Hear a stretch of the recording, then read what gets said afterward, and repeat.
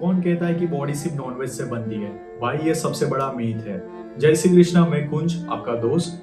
अगर आप ऐसा सोचते हो एज अ जिम बिगिनर कि जिम में एंटर होने के बाद आपको ऐसे थॉट्स आते होंगे कि मेरा वेज डाइट से कैसे कंप्लीट होगा मेरा प्रोटीन इंटेक, तो ये वीडियो आप लोगों के लिए है। आज मैं आपको दिखाऊंगा कि मेरा 1.5 इयर्स का ट्रांसफॉर्मेशन और साथ ही बताऊंगा मेरा daily pure vegetarian diet, no eggs no way. मैंने जिम स्टार्ट किया था अगस्त 2024 में और आज के करंट टाइम के हिसाब से 1.5 साल मेरा कंप्लीट हुआ, जहाँ पे मैं पहले बहुत स्किनी दिखता था और आज मैं अच्छी खासी बॉडी भी डेवलप हुई है, उसके साथ में मसल्स मास भी ज्यादा डेवलप हुए हैं।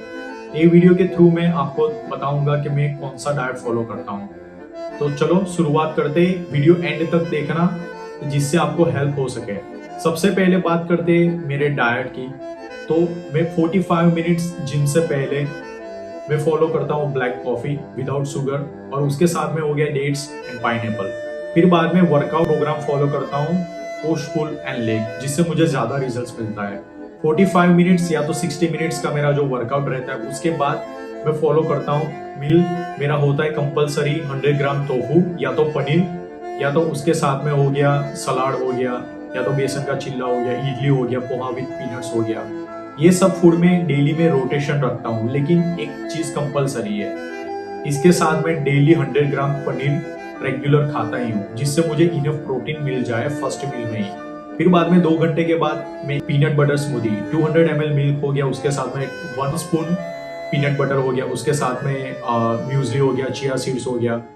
ये मैं एक स्मूदी ब्लेंड करके पीता हूँ 200 ml की, जिससे मुझे इनफ प्रोटीन भी मिलता है और कैलोरीज भी कंज्यूम हो जाती है। फिर बात करते हैं मेरे लंच की। तो अगेन 2 आवर्स के बाद मेरा लंच होता है जो टोटली बैलेंस थाली होती है, जिसमें इनफ कार्ब्स होते हैं, न्यूट्रिशंस होते हैं। पनीर भुर्जी हो गया, या तो एनी कोई ग्रीन सब्जी हो गई, दाल चावल सलाद, और उसके साथ में हो गया बटर मिल्क, या तो एक 30 या तो 50 ग्राम कर्ड हो गया, जिससे मुझे इनफ बैलेंस प्रोटीन मिल जाए और ऑल न्यूट्रिशंस भी मिल जाए। और बात करते हैं फिर इवनिंग की। तो इवनिंग स्नैक मेरा रहता है रोस्टेड पीनट्स या तो मखाना रोस्टेड, जिससे मुझे इनफ कैलोरीज भी मिलती है, प्रोटीन भी कंप्लीट हो जाता है। डिनर में मैं क्लीन और हाई प्रोटीन रखता हूँ, 150 ग्राम टोफू भुर्जी हो गया, या तो 100 ग्राम राइस हो गया, और साथ में सलाद। और इस तरह आराम से मेरा प्रोटीन इंटेक मेरी बॉडी वेट के हिसाब से प्योर वेजिटेरियन डाइट से कंप्लीट हो जाता है।